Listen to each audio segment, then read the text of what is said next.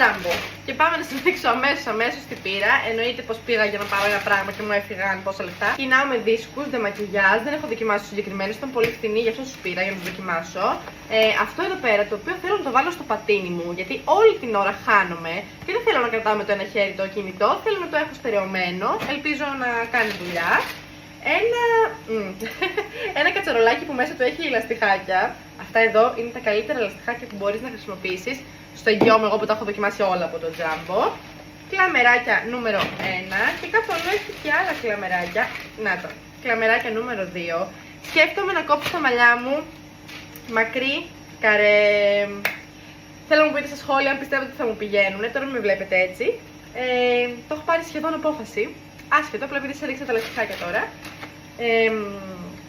Μαχαιράκια πριονοτά, γιατί εγώ για κάποιο λόγο δεν έχω μαχαίρια πριονοτά και όλη την ώρα δυσκολεύομαι.